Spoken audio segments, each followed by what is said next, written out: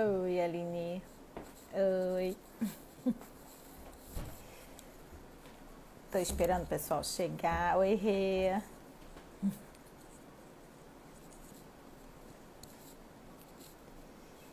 Esperando o pessoal chegar para eu chamar meu convidado de hoje. Oi, tia Nádia. Oh. Sejam bem-vindos. Vamos chegando. Cacau já chegou aí. Tô esperando o pessoal ir entrando para a gente começar.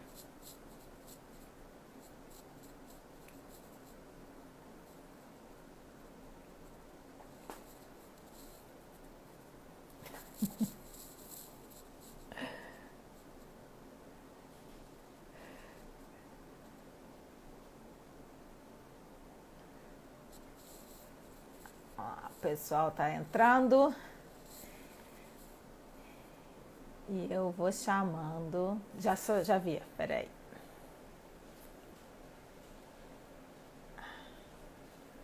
Aqui.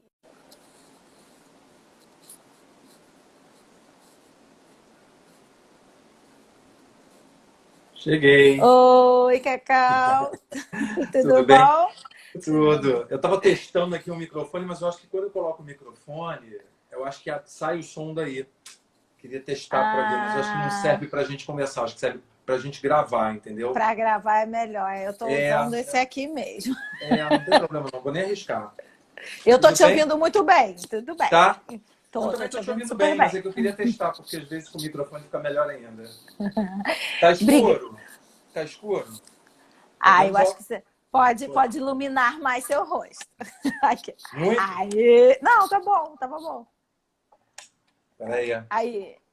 Essa Nossa, aí. não estou enxergando muito, mas a gente vai falando assim. Vamos começar Vou o afastar um pouquinho, mês, porque eu a enxergo melhor. semana com mais luz, né?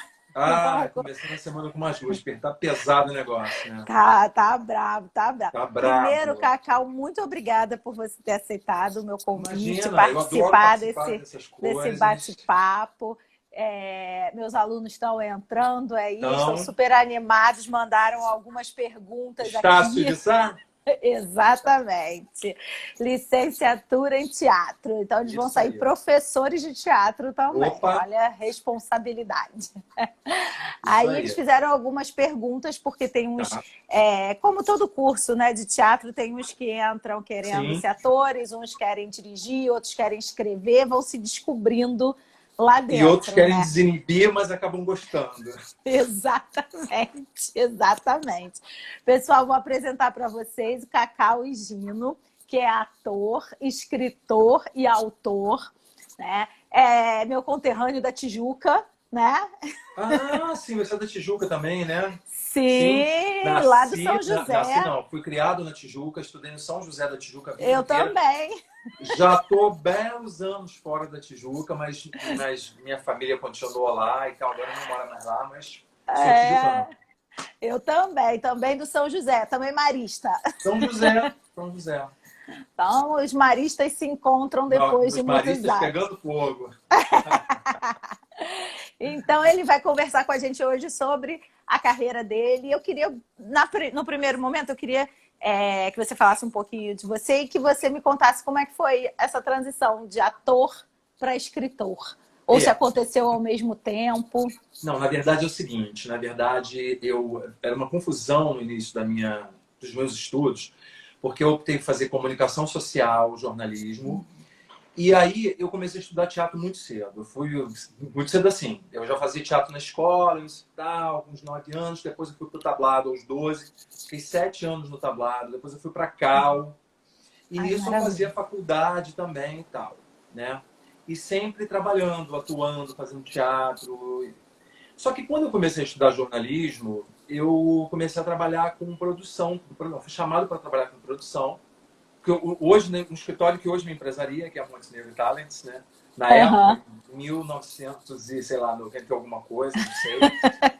Abafa. Sei É lá, melhor essa parte a gente pula. eu não lembro, mas eu sei que os seus alunos não vão saber noção dessa época.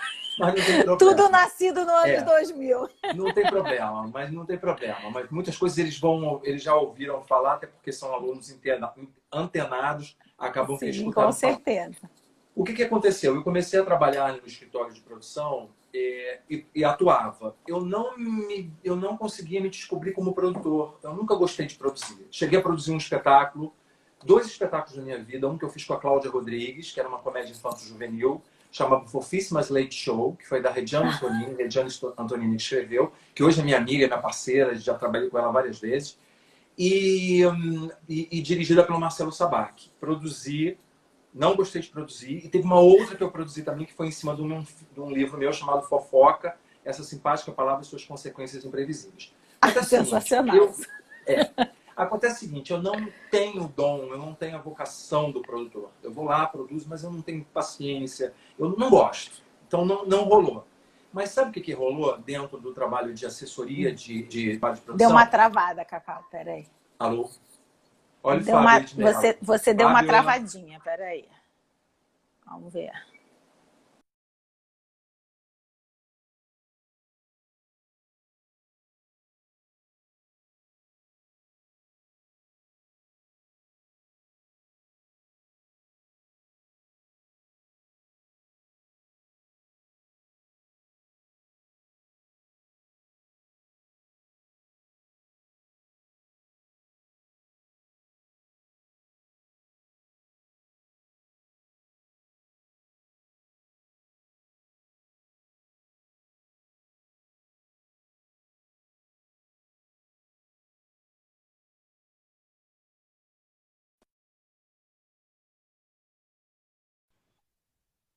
Voltou?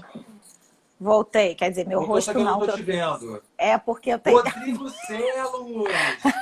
Menina, caiu a conexão aqui, aí eu botei no 4G. Olha, já entraram umas que aí tá pessoas conhecidas minhas aqui. Entrou o padre Fábio de Mello, entrou o Rodrigo.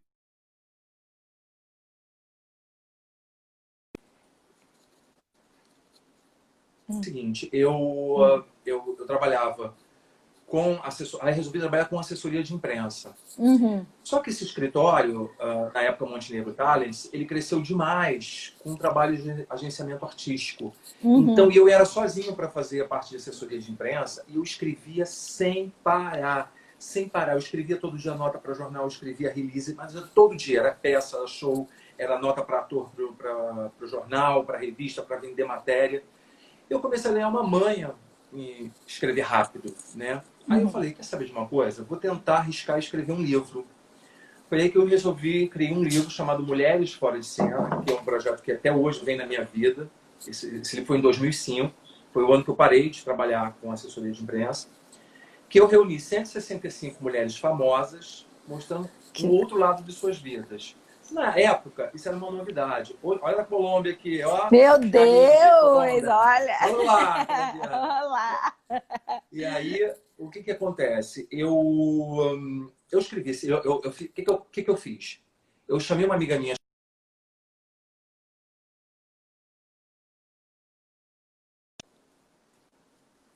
Tá travando. Tá Mas me ouvindo? agora tô te Voltou. ouvindo. Eu chamei uma amiga minha chamada Vera Donato, né? Uhum. Ela... Falei, Vera, eu quero fazer foto de três personalidades que eu conheça e eu vou contar essa história delas fora dos palcos. Aí eu chamei pessoas que eram próximas minhas. Sim, também no São José.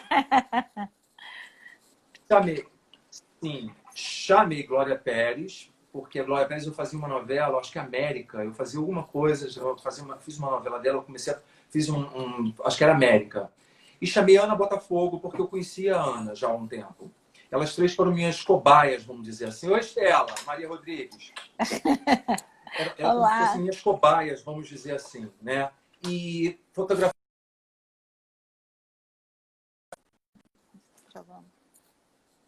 Fui lá, bati na porta, falei, olha o que eu tenho aqui. Pá, pá, pá, pá. Eles gostaram da ideia. Eles gostaram da ideia e falaram, vamos fazer um livro. Só que aconteceu o seguinte, esse livro, ao invés de serem 50 mulheres, viraram 165 mulheres. Nossa. Eu fiz esse livro em 6 meses. Todas as pessoas que você possa imaginar estão nesse livro. É a Marília Pera, a Dercy Gonçalves, a Bibi Ferreira, a Ana Maria Braga, Fátima Bernardes, Glória Maria, Sandy. Ai, que maravilha! Eu fui para a vida dessas pessoas. Em 6 meses, eu ia para casa delas. Eu passei o dia na casa da Sandy para fazer. Ela abriu um ateliê para mim, para fazer. Ela pinta, ninguém sabia disso. Ela abriu um ateliê e fez um quadro para mim. Então a gente fotografou aquele quadro, conversou sobre isso. E esse livro foi uma grande mídia, foi uma grande força em 2005. Ele foi um lançamento com 2.000 pessoas, ele saiu em todos os lugares. A gente ganhou capa de tudo. Eu ganhei uma capa do livro com a Fafá de Belém saindo dentro d'água, que ela fazia mergulho em Ipanema. E a gente foi com ela nessa aula de mergulho, no Arpoador. E a gente entrou na água, ela saiu de maiô e tal, com aulas. Era muito legal. E foi esse livro que desencadeou aquele projeto que você ficou um tempo no Village Mall entrevistando? Esse livro que desencadeou o projeto que eu fiquei no Village Mall. E depois desencadeou, até hoje eu faço um outro projeto no YouBook, que é uma editora de audiolivros, né? Que eu gravo as entrevistas com essas mulheres, eu gravo o Conectados e gravo o Conectados. É diferente, podcast, Conectados e esse. E gravo mulheres. Mulheres agora a gente deu uma paradinha para dar um respiro, que eu gravei várias e tal. E a gente só vai voltar mais para frente quando o Conectados tiver mais gente entrevistada, porque eu parei por causa da pandemia. O que aconteceu? E aí, isso aí foi um clique na minha vida, né? Foi um clique porque isso serve para o artista também, né? De uma forma geral. Porque eu falei assim, gente, eu não preciso ficar com a mão na mão de ninguém. Eu posso ter o meu trabalho, eu posso escrever, eu posso arregaçar as mangas, fazer as minhas coisas e continuar trabalhando com o meu trabalho de ator, sem sofrimento. Na hora que tem, na hora que não tem, eu estou escrevendo. E também serviu como exemplo assim, ninguém pode ficar parado. Todo mundo tem que arregaçar as mangas. Se o cara não tem, não sei o que fazer, a novela das 8 não me chama, a novela das 6 não me chama, não tem peça para fazer, meu filho. Mônica Martelli criou Os Homens São de Marte, é para lá que eu vou. Ela escreveu, ela colocou no Cândido Mendes. Eram pouquíssimas pessoas. Ela fez um livrinho de ouro e virou um estouro. E hoje ela é essa marca, né? Porque principalmente quando a gente é muito jovem, a gente fica achando que esperando a oportunidade de ouro de ir para algo que vai te levar para o sucesso. E a gente esquece que a gente tem que trabalhar, porque o ator é um artista, e o artista ele tem que jogar em todas as linhas de frente, né? E é mais fácil eles te pescarem fazendo um trabalho no teatro do que você... Entendeu? É muito mais legal eles fazerem um trabalho no teatro, te encontrar no teatro e te levar para um trabalho na TV, né? Eu acho que te valoriza muito mais. E com isso, eu tive um corte assim, eu vou me dedicar mais à escrita. E comecei a dedicar mais à escrita, comecei a trabalhar menos com atuação, mas não tem jeito. Daqui a pouco veio uma peça, aí já me chamam para fazer outra. Eu estava quietinho até 2000 e... Eu fiz uns 15 espetáculos. Mas até em 2015 eu estava super quietinho. Eu falei, agora eu só quero escrever. Aí eu fui fazer uma peça chamada Atriz, que a Marília Pêra fazia. Sim. Deu aquela confusão e tal, porque saiu, porque estava... Foi até um pouco antes dela morrer, né? Sim. Ela tinha feito um monólogo meu, que eu escrevi, e logo a gente emendou com esse espetáculo, eu trabalhando nesse espetáculo. E aí eu fui fazer esse espetáculo e... Enfim, aconteceu o espetáculo, foi com a Beth Faria depois, mudou o elenco, eu fiquei... E aí as pessoas foram me assistir nesse espetáculo. Elas já me chamaram para outros trabalhos. Aí a Regiana Antolini me chamou para fazer com o Ernesto Piccolo uma peça chamada Compulsão. E aí, da Compulsão, eu já acabei que eu fui fazer depois um filme com Fabiana Carla. A gente grava um filme que vai ser lançado, que eu nem sei se a Lucy Creed vai a Marte. Lucy Creed, que a gente filmou nos Estados Unidos, a gente filmou na NASA. Incrível esse filme. Vocês filmaram lá mesmo? Que bacana. Sim, nós filmamos na NASA. A Luciana Marcos, minha querida amiga jornalista. Luciana Marques na minha vida há muitos anos. Ela já me conhece há muitos anos e da caras, muitas coisas. Ela já está há muitos anos de eu conheço ela. Bom, aí o que aconteceu? Lucy Creed, a gente está falando? Lucy Creed vai para Marte? Lucy Creed que filmou lá na NASA mesmo. A gente filmou na NASA. Se eu voltar muito, se eu for muito para frente, se me puxa... Não, pode deixar que eu tô... Tá. A gente filmou na NASA com o Marcos Pontes, que hoje é o ministro, né? Ministro de Ciência e Tecnologia. A NASA foi fechada pra gente. A gente ficou na NASA, foi o máximo de experiência. E depois disso, não só na NASA, a gente filmou em Las Vegas, que a gente fez o voo Gravidade Zero. Nós não participamos de simulador, nós não entramos em simulador. Todo mundo olha, isso é uma foto no Globo enorme da gente voando. Que legal, não é simulador. A gente foi para o voo Gravidade Zero. Meu Deus, que máximo! É um voo que ele vai, eu não sei quantos mil pés. A gente vai, é um esquema. A gente vai com a aeronáutica americana. Você tá brigando com a luz aí, mas eu tô te vendo. Gente, cadê a luz? Eu tô te vendo. A gente foi com a aeronáutica americana, a gente foi para Las Vegas, a gente teve assim, um workshop, a gente foi para o hotel, nesse hotel que a gente fez o check-in, todo o esquema, toda uma preparação. Fomos de uniforme da NASA fazer esse voo, como se a gente estivesse dentro de um foguete, porque é dentro de um Boeing, e o Boeing é fechado e parece que você realmente está dentro de um foguete. Gente, deve ser muito legal isso. Ninguém nesse Boeing, ninguém, era só o elenco, eu, Fabiana Carla, Fernando Ceilão, Adriana Biroli, o diretor assistente de direção, a Seroia Pontes, que é uma atriz do Nordeste, porque a gente gravou também em Recife, e mais assim, os tripulantes deles, ele ficava aquele negócio vazio pra gente. Ele sobe até uma determinada altura, e dessa, muito alto, uma altura que não tem espaço, não tem tráfego aéreo. Ele sobe, e ele despenca em parábola. Ele não despenca assim. Ele despenca assim. E aí isso é que já dá gravidade. Primeiro você tem uma gravidade, que eu acho que eles chamam de lunar. Ai, já me dá até um arrepio. Vou te falar uma coisa. A coisa que eu mais detesto na vida, eu viajo, mas é andar de avião. Eu não sei o que aconteceu comigo, que eu fui fazer esse voo. Não é que eu perdi o medo, não. Eu continuo com medo, tá? Mas eu não tive um medo sequer. Você sabe por quê? Porque é tudo tão preparado. É tudo tão seguro. Eu falei assim, eu juro pra você, não é desmerecendo o nosso país, mas se falasse assim, vamos num Boeing ali, no Galeão, eu falei, não vou. A chance daquilo cair e não ter gasolina é muito grande. É verdade. O americano não vai deixar isso acontecer. Infelizmente é verdade, o americano não vai deixar isso acontecer. Não vai deixar isso acontecer. Ainda mais sendo da NASA, né? Isso não é... Então assim, foi incrível esse filme. Assim, é um filme que já era para ter sido lançado e agora eu não sei como vai ficar com essa história. Porque agora tem que esperar abrir tudo Sim. de novo, né? Eu fiz em 2018 esse filme, 2017. Daqui a pouco a gente está com 60 anos, o filme está para ser lançado.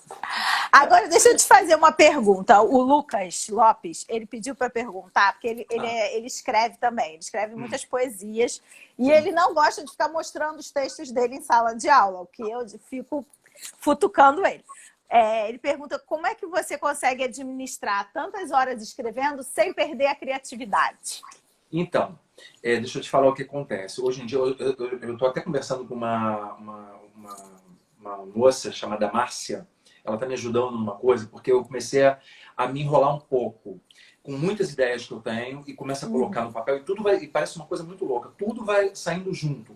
Eu vou colocando no papel tranquilamente, achando isso para o ano que vem. Aí daqui a pouco inverte.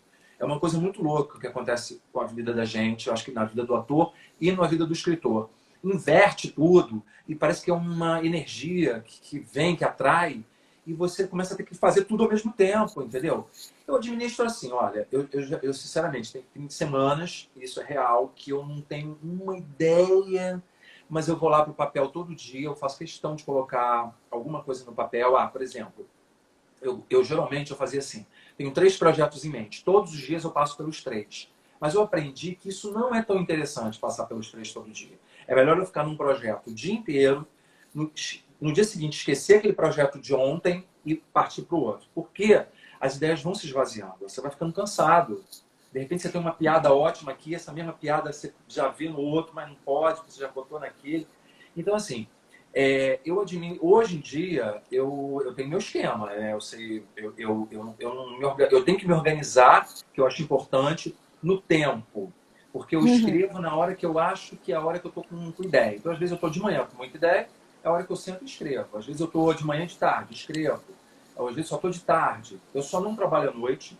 porque eu não consigo, não sou bom de noite. Muito engraçado isso. Eu também não funciono Não sou bem, bom não. da noite. Esse era um grande problema comigo quando atuo.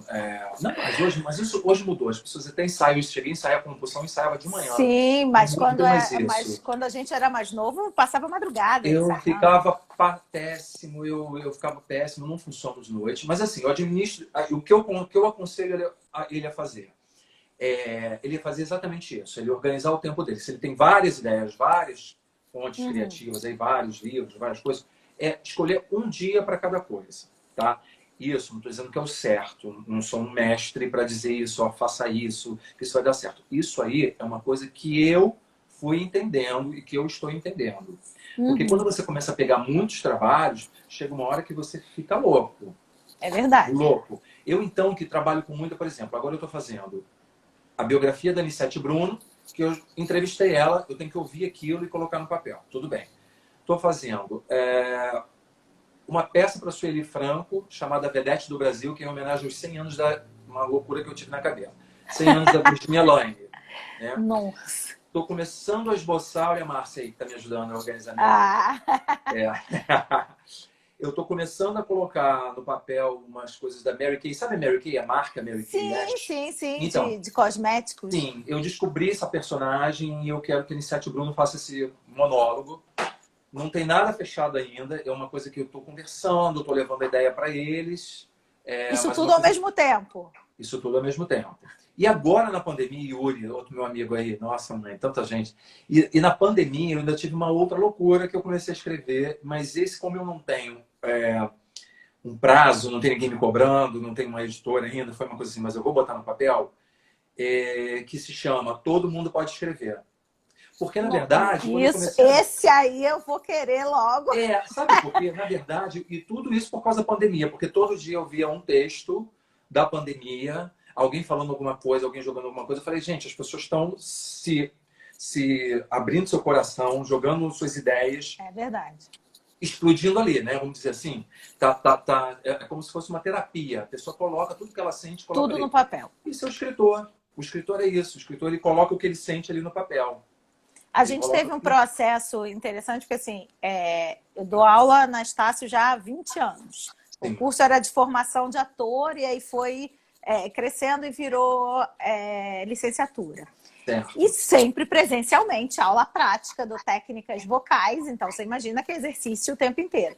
De repente, veio a pandemia, a gente tem que ir para frente do computador dar aula prática, né? Então, você começar a fazer exercícios. E aí, nesse semestre, a gente está trabalhando com preparação de texto, né? Pausas, ênfases, inflexões. E aí, os alunos super... Meu Deus, como é que a gente vai fazer isso, né? Pela telinha do computador. E a gente fez uma leitura dramatizada na avaliação deles, que eu achei que ficou muito legal, porque eles resolveram não vai dar, vamos fazer sozinho. Eu falei, tentem fazer em grupo, porque pelo nosso aplicativo de dar aula, da Estácio, consegue colocar 4 pessoas ao mesmo tempo na tela. Sim. Então, eles fizeram um trabalho muito bacana, e aí o grupo inteiro na tela, e aí cada um lia um trecho, fizeram uma leitura dramatizada, e muitos usaram textos próprios, que eles tinham escrito naquele período da pandemia. Eu achei isso muito interessante. Exatamente. E a pessoa, quando tem o texto dela, o próprio texto dela, ela sabe como escrever para ela sabe botar um... Quer dizer, vou chegar nesse ponto. Ela sabe como botar a embocadura dela, ela sabe o que ela quer dizer. Eu tenho um pouco de dificuldade de escrever para mim. Mas eu, sempre quando vou escrever, eu sempre estou pensando no cara que eu estou escrevendo. Eu fico pensando, e não sei se é certo ou errado, mas eu, por exemplo, quando fui escrever uma comédia para Cacau Protásio, eu botei tudo assim, eu conheço a Cacau, falei, vou escrever do jeito que ela sabe fazer e tal. Eu vou pensando no cara, que me ajuda muito a escrever. Muito mais fácil, né? Porque aí você já tem o perfil que você quer, que combina com aquele ator. Eu já sei como a pessoa fala, eu já sei como é que é o jeito, né? E aí eu faço assim. Mas engraçado, e todo mundo pergunta, você não vai escrever para você? Eu tenho muita dificuldade de escrever para mim. Muita, porque assim, eu tenho vários tipos de coisa que eu gosto de fazer. A maioria das coisas que eu fiz na vida foi de humor. Todo mundo sempre me chamando para coisa de humor. E ao mesmo tempo, tem gente que nem sabe que eu faço humor, mas eu escrevo muito humor, muito mais humor do que qualquer outra coisa. né? Se faz o último que eu assisti foi o do Vitor Meniel, que foi o Príncipe Encantado no Divã. No divã. Menina, O Príncipe no Divã. exatamente. O Príncipe no Divã que a gente não pôde dar, né? A gente ainda tá gaúcho, não Pois pôde é. dar. Logo que estreou, logo depois veio a pandemia. Não pôde andar, não deu para ele trabalhar muito, não deu para a gente sentir. Mas, porque assim, começou, tinha coisas marcadas de pandemia, parou tudo de novo. E uma pena, porque é um menino jovem que a gente só precisa amaciar aquela peça e não deu tempo para fazer isso, né? Não deu tempo. Mas a gente vai voltar depois, vai dar tudo certo, a gente vai conseguir fazer. Vou até fazer uma live com ele amanhã. Ai, que legal. Ele é muito fofo. Não, amanhã não. Quarta-feira. Amanhã eu faço com o Lucy Ramos. Porque que Lucy fez o filme também comigo, Lucy Creed. Da Lucy Porque Creed. a gente vai falar sobre isso, sobre essa peça dele. E agora, gente, deixa eu te fazer uma pergunta rapidinho, para complementar isso aí. Você como autor, como escritor, o ator pegou o teu texto.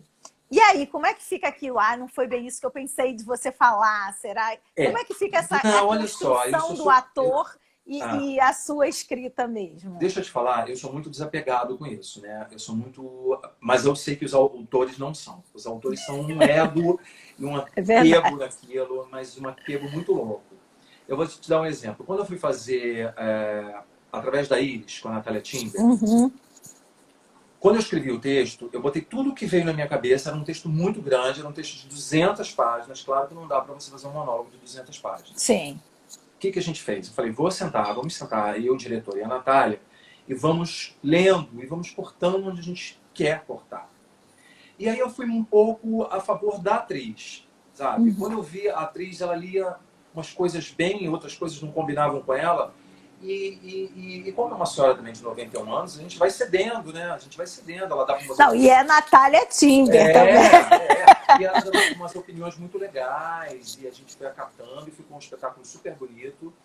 E eu não tenho problema com isso, não. Eu não ligo se o cara vai botar... O que acontece é o seguinte, o único problema é que eu já fui num espetáculo assim, que o cara transformou tudo e não tinha nada a ver com o que eu tinha escrito. Isso é complicado. Mas a gente foi conversar na boa e depois a gente entrou nos eixos. Mas eu não sou apegado nem um pouco. Eu não tenho esse problema. Eu acho que a peça dela tem que ficar boa na boca do ator. Então não adianta eu escrever cheio de coisas difíceis e o cara de repente não fica bom ele falando, ou cheio de filosofias e tal. Não, a gente escreve a ideia, coloca ali. Mas se o ator quiser dar uma cortada, falar, não vou falar assim não tem problema, entendeu? Porque essa é uma dúvida que a maioria dos atores tem. E eu não tenho, mas eu sei que muito ator tem, muito autor tem, principalmente autor de novela. Que se muda uma novela, sim. E eu acho isso muito complicado na novela, porque na novela, principalmente para quem grava muito, tem que ter uma flexibilidade, porque você grava, você fica o dia inteiro no estúdio, você entra de manhã, sai de noite, você vai para casa, decora, no dia seguinte você está de manhã, então tem que ter uma flexibilidade. Não pode ser uma coisa assim, a palavra legal tem que vir antes da palavra bonita. Aí o cara não gosta porque mudou a ordem dele. Pode ser assim, entendeu? Não pode, e aí, senão fica técnico demais e perde a emoção, né, da história também. Se o cara ficar tudo métrico. Exatamente. Entendeu? E aí eu tenho uma pergunta da Juliana, que ela perguntou... Aqui. Como é que é o seu processo para essa escrita na dramaturgia? Vem a ideia e você começa a escrever? Como é que funciona? Às vezes as ideias vêm assim do nada, né? Geralmente, muito engraçado isso, eu gosto muito de olhar a rede social. Eu descobri personagens na rede social. A Mary Kay foi descoberta na rede social. A Iris Apfel foi descoberta na rede social. Eu olho a rede social e eu vejo aquela figura e vou atrás daquela figura. Mas eu não demoro para escrever, não. Eu não fico pesquisando antes. Quando eu encontro o personagem, quando eu encontro o que eu quero falar, eu já vou botar no papel logo o que eu estou pensando, o que eu sei, o que eu estou querendo dizer. Aí eu começo a partir para um processo de pesquisa minha, para entender. Quando eu descobri a Iris Apfel, eu estava vendo o Instagram, de repente passou uma foto de uma senhora extravagante, com óculos grandes. Quem é essa senhora? Quando eu fui ver, ela era uma mulher famosa da moda nos Estados Unidos, que tinha ficado famosa há 80 anos, conhecida lá, você chega na Broadway, tem foto dela para tudo que ela abre, ela é uma mulher importante lá. E aí eu comecei a pesquisar, vi que tinha um documentário dela, mas ela não tinha biografia. Ela não tinha, porque ela era uma mulher simples que virou uma personalidade. Simples que eu digo assim, uma mulher comum, que trabalhava como designer, importante no trabalho dela, mas ela não era uma designer, não era uma fashion, ela nem gosta que chama ela de fashionista, porque ela diz que não é. E ela ficou famosa aos 80 anos, entendeu? Porque como designer de interiores, ela pegava aqueles tecidos todos que ela usava como design na casa das personalidades e começou a usar nela. E aí ela virou uma coisa fashion. Gente, entendeu? Que bacana isso. É. E ela é bem senhorinha já, né? Sim, tem 98 anos. Eu, quando fui encontrar com ela, tinha 96, mas estava bem nativa. Eu fui 2 vezes encontrei com ela, fui uma vez na casa dela e a segunda vez eu fui levar o material da peça para ela ver. E a gente queria muito que ela viesse aqui, mas não conseguimos. Aí a gente estava pensando em Portugal. Em Portugal ela se animou de ir, aí teve pandemia, entendeu? A gente não fez nada, parou tudo. Assim, 2020, o que aconteceu? Pandemia. Poxa, uma senhora de 98 anos, a gente tem que realmente correr para fazer, né? Lógico. Bom, aí o que aconteceu? Eu vejo o personagem, vejo o que eu quero e só vou fazer a pesquisa depois. Eu já vou colocando tudo no papel do que eu quero, do que eu tô vendo. Por exemplo, a Elisabeth, eu não sabia muita coisa dela, mas ela assim, mas eu sei que é uma mulher de 98 anos, tem um problema, tem a problemática da velhice, né, os problemas, os sofrimentos. Aí eu comecei a botar minha ficção ali, falando sobre esse universo da velhice, e aí fui entender a vida dela, encaixar a vida dela dentro dessas coisas que eu estava escrevendo. E uma outra coisa, Natália Timber tem 96 anos, 96. Eu também fui pegar umas coisas da Natália, um jeito, uns pensamentos, e misturei com a Iris Apfel. Tanto que a Natália, quando leu o texto, ela falou, nossa, eu sou muito igual a ela, porque eu fiz essa mistura. Fez essa... E aí tem o trabalho de pesquisa também, né? Não, aí tem o trabalho de pesquisa real. E, por exemplo, na peça, a Iris tem várias tiradas, né? Mais é mais, menos é chato. Ela tem várias frases famosas. E só que eu falei assim, gente, ela tem as frases famosas, mas tem que ter minhas frases também que vão pensar que é dela, não deu outra. Eu misturei as frases dela, criei as minhas, e as pessoas falavam, nossa, aquela frase que ela falou é o máximo, uma frase que eu criei. Tem isso. Eu fiz um monólogo que é a vida dela, mas ao mesmo tempo eu coloquei ficção ali. Entendeu? É isso que eu ia te perguntar. Misturei. Qual é a diferença assim, você escrever a ficção e a biografia, né? E nesse caso você juntou 2 coisas. Ou sempre se junta quando você vai fazer? Na verdade, assim, a biografia um monólogo de teatro, que é uma biografia, é a mesma coisa que eu fazer uma biografia de livro, eu acho. De livro. Só que no livro eu tô contando em terceira pessoa e no teatro a pessoa tá falando, né? Então, assim, eu ainda não... tudo que eu fiz assim, foi com pesquisa, foram monólogos sobre a vida, mas eu coloquei sempre a minha ficção ali, entendeu? Eu sempre coloco... Que é o seu toque de escritor, né? Exatamente. Para ter nossa assinatura, porque senão fica assim. Senão eu pego, sento com a Iris Apfel, 2 horas, 3 horas, me fala a sua vida. Ela fala para mim, eu coloco no papel. E você transcreve. Transcrevo, entendeu? Transcrevo. Nesse Bruno, eu vou lá, entrevisto, a gente conversa, passa o dia, eu estou falando do livro agora. Conversa, passa o dia conversando.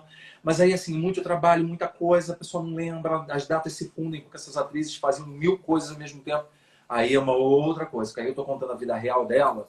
Aí você tem que buscar. Por exemplo, ela confundia que ela uma vez falou para mim assim, eu fiz a dublagem do Rin Tin Tin, do garoto e da mãe. Falei, você fez? Fiz. Aí eu botei a gente fez um vídeo falando e colocamos no Instagram. Sabe quem fez a voz do Rin Tin Tin? Foi Nissete Bruno, não sei o quê. Aí a Bárbara Bruno, filha dela, mandou um WhatsApp para mim e falou assim, a mamãe tá confundindo tudo. A mamãe fez a voz do menino da Lessie e fez a mãe do menino. Ela fazia os dois. Mas era na Lessie, não era no Rin Tin Tin. Mas a diferença é essa. Quando a gente faz uma peça, a gente pode contar a verdade da pessoa, né, a real história dela, e a gente bota a nossa ficção para dar um colorido, para não ficar uma coisa, para ter a nossa assinatura. Muito monótono. Quando é um livro, a gente é mais fiel à história da pessoa, porque ali é a história que vai, né, a prateleira, não é a peça, é a real história mesmo ali, tudo que aconteceu para deixar registrado. Só que a gente também cria um pouco, né? Cria no seguinte sentido. Eu, vendo o livro da Anissete, falei, poxa, a Anissete já deve ter falado muitas frases maravilhosas na vida sobre teatro, arte. Aí eu comecei a pesquisar. Então tem assim, uma multidão de frases, milhões de frases da Anissete.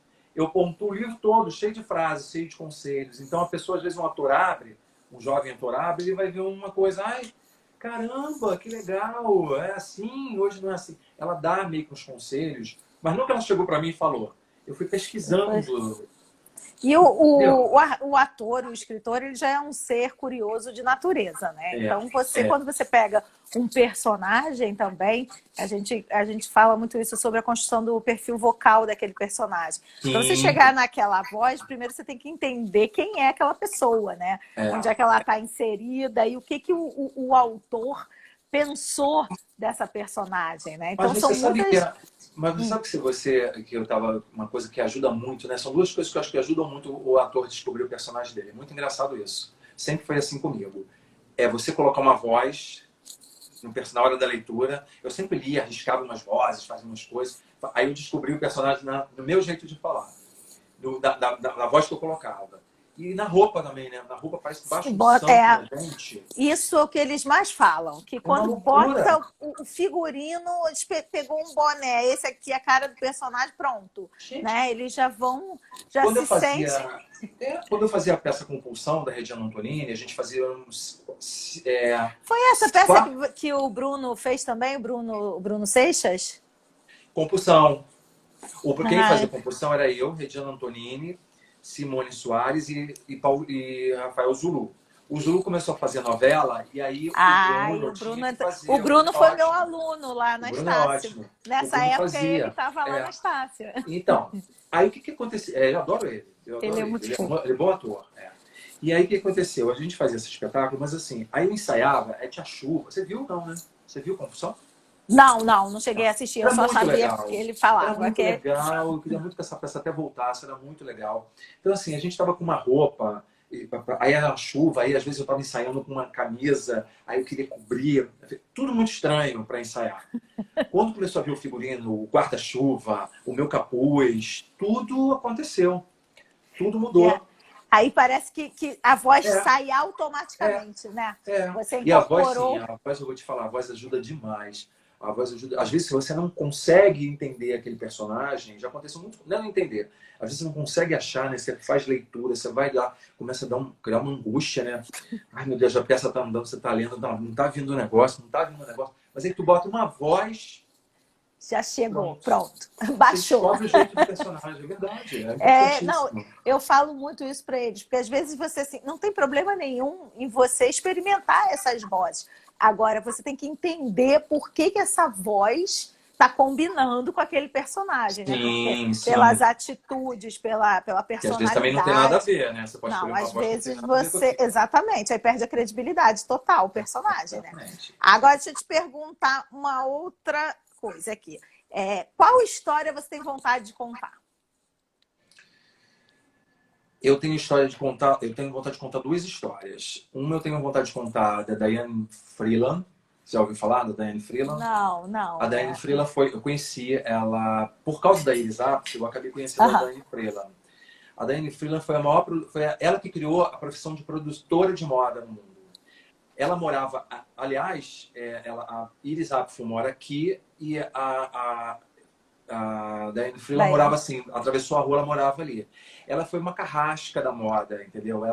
As pessoas tinham que chegar perto dela nas reuniões de pulseira para ela ouvir que estava chegando. Ela que lançou nas revistas as modelos narigudas, as personalidades narigudas. A Barbra Streisand fez a primeira foto de capa da revista com ela, porque ela queria o narigão da Barbra Streisand, entendeu? Gente, que bacana. E ela era muito temperamental, ela era atacada, ela brigava com o Oscar de la Renta, ela era fogo na roupa. Mas ela foi uma sensação nos Estados Unidos, ela foi editora de moda da Harper's Bazaar e da Vogue muitos anos na vida dela, muitos anos. É um personagem, como personagem, interessantíssimo, riquíssimo, né? Exatamente. O Diabo Veste Prada, que eu esqueci agora o nome é conhecida, que foi inspiração para fazer... eu ia falar isso, se era tipo o Diabo Veste Prada, né? Não, é o seguinte, o Diabo Veste Prada é o seguinte, a personagem real que a atriz fazia era baseado meu Deus, na editora da Vogue americana, que esqueci agora, é famosa. Do Winton, esqueci. Meryl Streep era a atriz. Streep é a atriz. É a atriz. Que fez a personagem. História, Só que essa editora da Vogue foi secretária, assistente Anne Wintour, é isso? Anne Wintour, obrigado. Anne Wintour, obrigada, exatamente. Renata. Anne Wintour, obrigado, Renata, exatamente. A Anne Wintour, ela trabalhou quando jovem com a Diane Freeland. Então, o personagem do Diabo Veste Prada não é só baseado nela, entendeu? É baseado na Diane Freeland também. Que imagina, coitada. Ela era amiga do Angel Arrow, ela era muito, muito doida, né? Muito doida nesse seguinte sentido. Sim, imagina. Ela não fazia reuniões. Ela não fazia reuniões que ela não queria ouvir a voz das pessoas. Ela tinha que falar, anotar o que ela queria.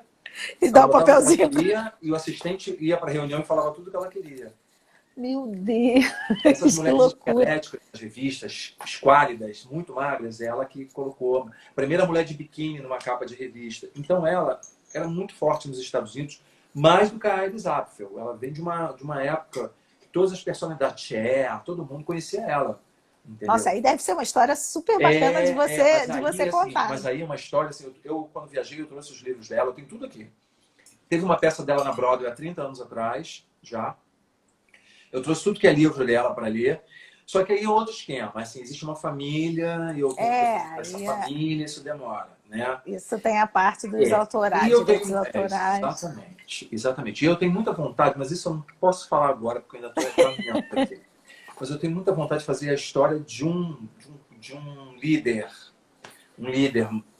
mundial, que eu já estou com material também, que eu também quero fazer. Porque eu estou partindo muito para a linha monólogo agora para facilitar as produções. As produções, exatamente. Porque se a gente vem com muita coisa, o povo não produz mais, né? Porque depois não tem dinheiro. No Brasil, não tem dinheiro. Não tem dinheiro, tem que economizar. Então, esse líder mundial eu não quero falar, porque vai que eu falo e começa a dar... E alguém também pega a sua ideia.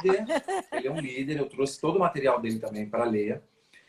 E são esses dois, assim, sabe? Que eu tenho muita vontade de fazer. Mas, assim, é uma coisa que eu quero fazer agora. Não sei se é a coisa que eu quero fazer na minha vida, assim. Esse personagem da vida. Não. Eu acho que eu sou de momentos. Eu não fico pensando assim... meu sonho era fazer, sei lá, a vida da Madonna. Não, eu acho que é no momento, assim. Eu quero fazer o ano que vem a vida da Madonna. Você aí se interessou naquele assunto, aquela pessoa, naquele momento. Eu não tenho uma pessoa assim. Eu não tenho assim, um ícone que eu...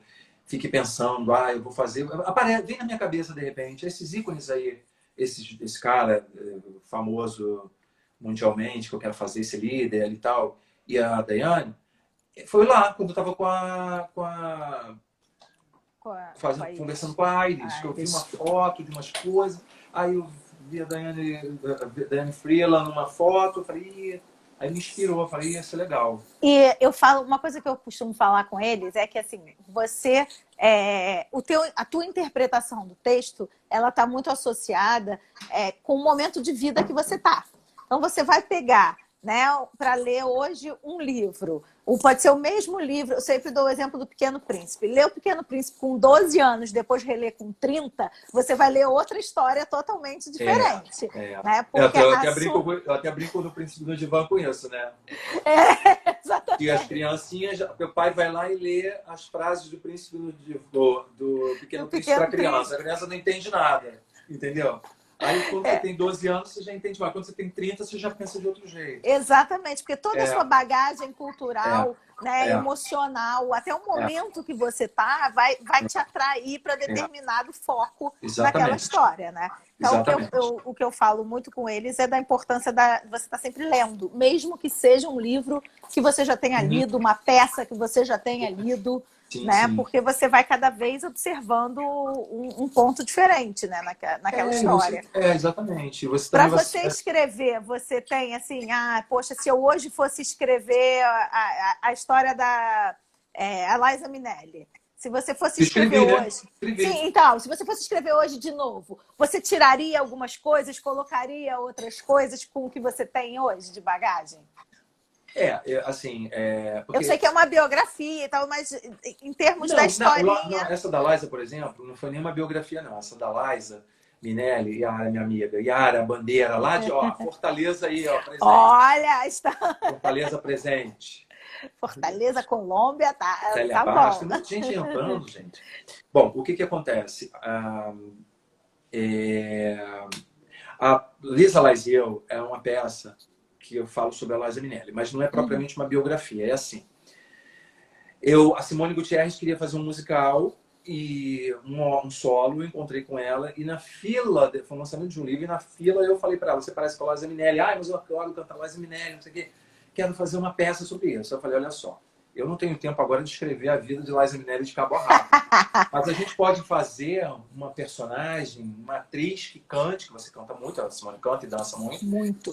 que sonhe em ser a Liza Minnelli. E essa vai ser a brincadeira da peça. Ela fica tentando ser a Liza Minnelli. Ela fica tentando ser a Liza Minnelli.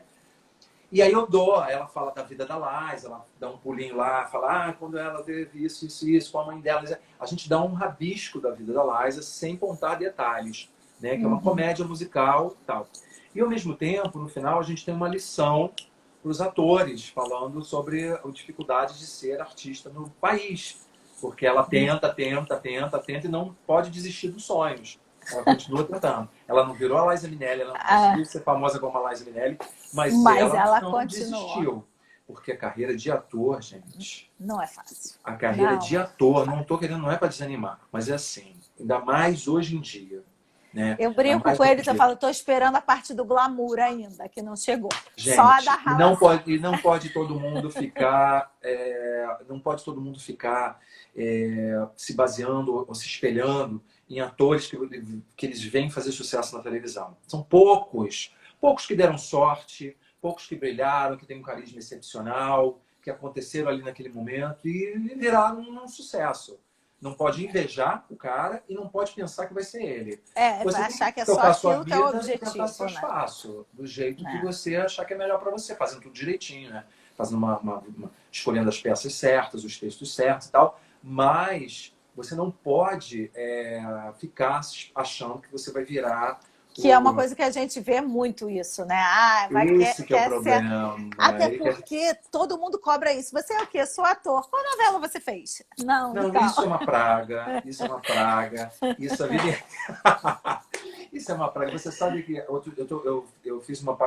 Tô viajando, né? Já saí de onde eu estava falando. Né? Vamos voltar. Não, o Alex, que é um amigo meu, ator, falou, pede para ele escrever uma peça pra gente, Carlinha. Alex, tem mais isso na minha vida. Quantos são naquela turma? Quantos são? São muitos, não, 17. Que não são muitos, uma peça com 17. É um musical já da Broadway.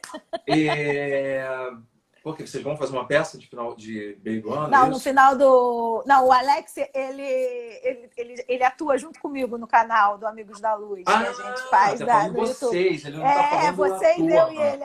Não, a Alex, uma peça com 17 pessoas. Eles fazem só na formatura. Só na formatura que eles fazem uma peça única. A cada final de semestre a gente monta cenas curtas. Entendi.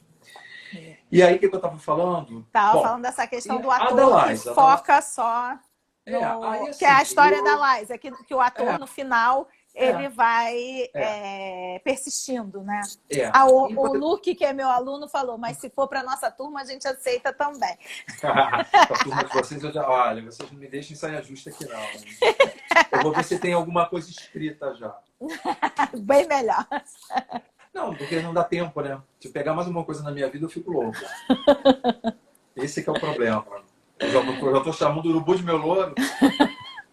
Mas, por exemplo, a Iris Apfel, voltando àquela história que você viu, a Iris Apfel, ela foi pro palco, e eu tinha escrito umas outras coisas. Quando foi pro palco, eu fiquei pensando assim, isso aí podia voltar pro espetáculo.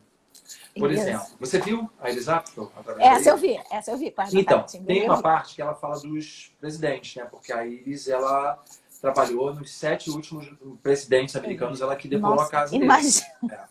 E Imagina. eu tinha 2 ou 3 partes do texto que falavam a relação dela com as mulheres dos presidentes, que era difícil, que as mulheres não deixavam ela colocar as coisas, ela brigava com as mulheres porque ela não tinha papas na língua.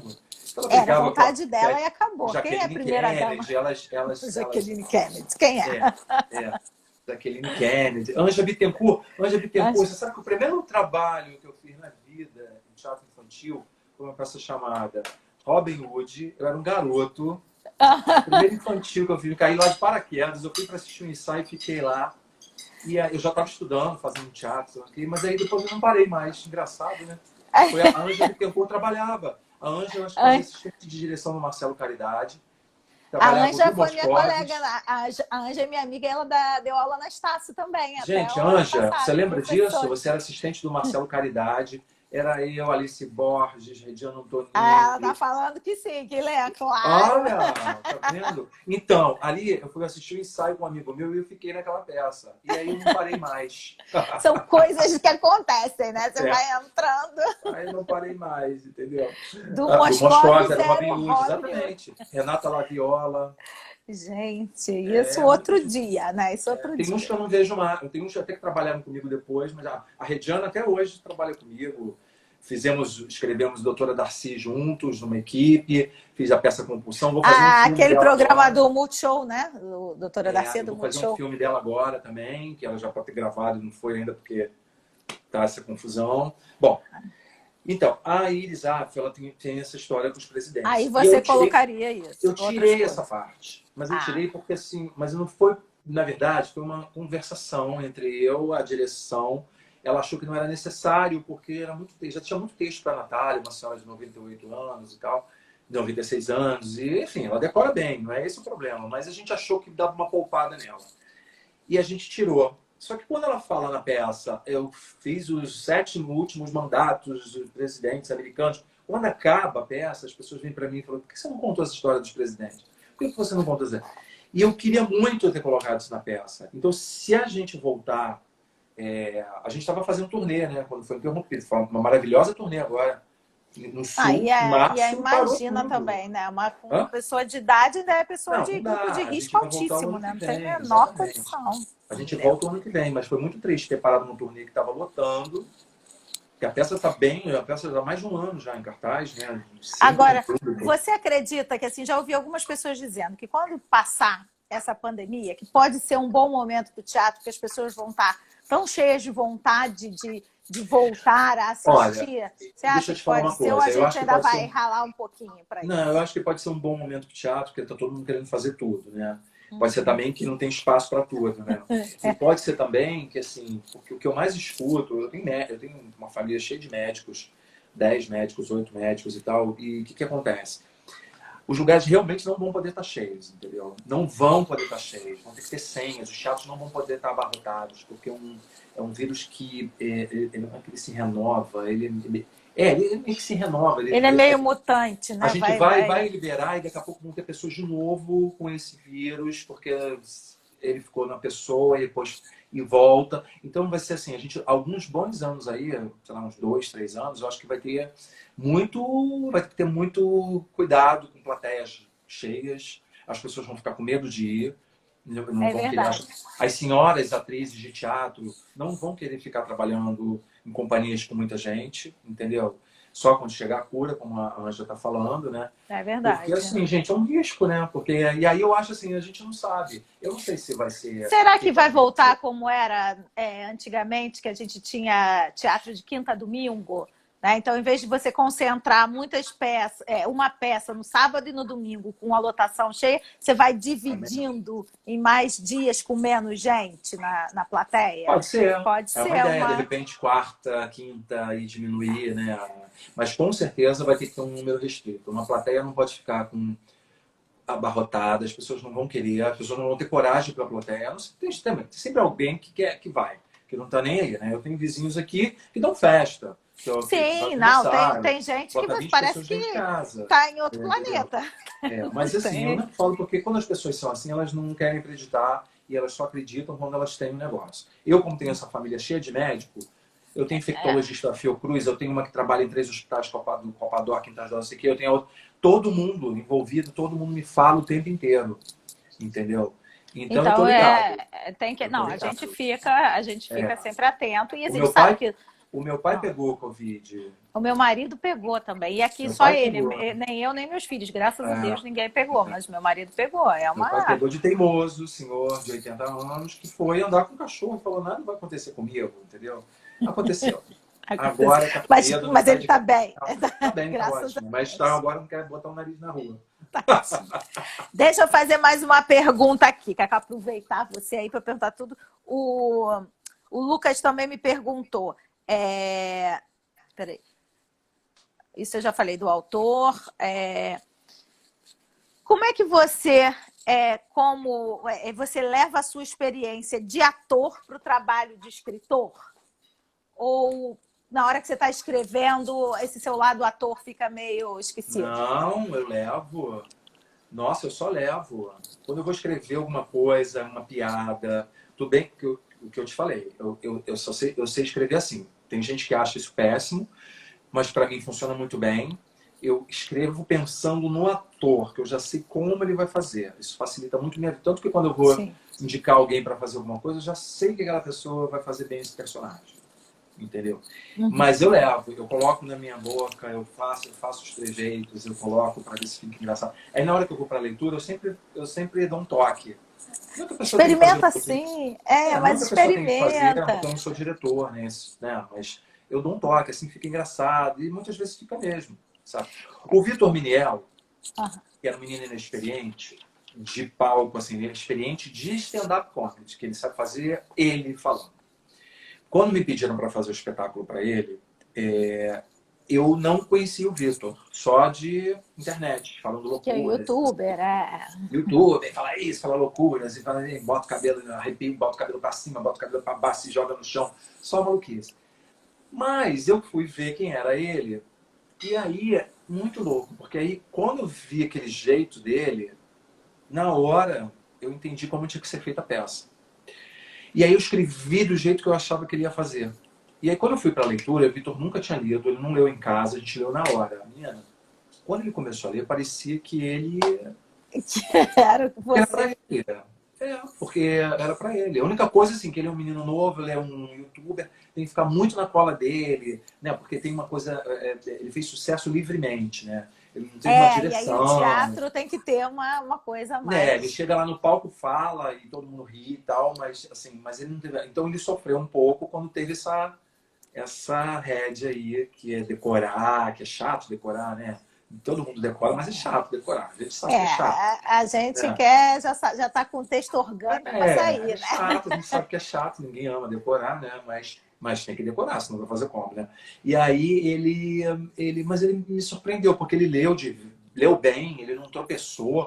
Falei, caramba, isso é um pouco em função, eu acho, dessa forma que eu faço, de já saber De já como a pessoa vai pensar na fazer. pessoa que vai fazer, porque aí você já coloca no formato dela.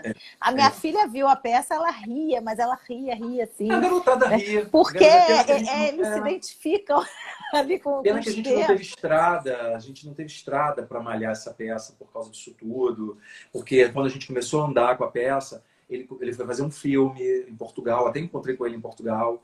Ele foi fazer um filme, interrompeu, aí ele foi fazer 2 dias, não sei aonde, interrompeu, aí veio pandemia, parou tudo. Ai, Aí a gente não teve gente. uma continuidade para ele malhar, sabe? Para Porque aí ele quando você vai treinar. pegando a continuidade, aquilo vai fluindo melhor, né? Mais naturalmente. Exatamente, Agora, exatamente. deixa eu te falar, Cacau, estou preocupada de cair o nosso tempo aqui, mas eu queria que você respondesse 2 perguntinhas aqui. Ah, Ih, meu Deus se do céu, cair, volta. Se Se cair, eu cair, posso volta. voltar? Posso te Pode, chamar de pode, volta? pode, pode. Se cair, Porque volta. queria que você dissesse 2 coisas para eles. O que um ator precisa ter, na sua visão de autor? O que ele precisa ter? É. Gente, você sabe que às vezes eu nem sei se. Às vezes você fala assim, o cara tem que ser super talentoso. Não, eu acho que ele tem que ser talentoso, mas eu acho que ele tem que ter a vocação.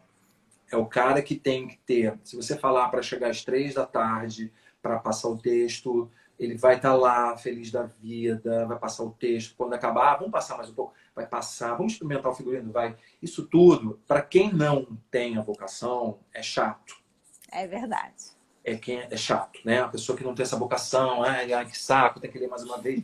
Não é. Então, assim, eu acho que antes de tudo, às vezes o cara pode ser muito talentoso, mas ele é desorganizado, ele não tem saco, ele não tem horário, aí você marca as 3 com ele, chega às 6h30. Isso é uma coisa muito ruim. Eu prefiro, às vezes, trabalhar com a pessoa que não seja tão estupendo assim, mas que seja organizado, que eu sei que vai fazer a leitura legal, que vai chegar no horário e vai fazer a peça bonito. E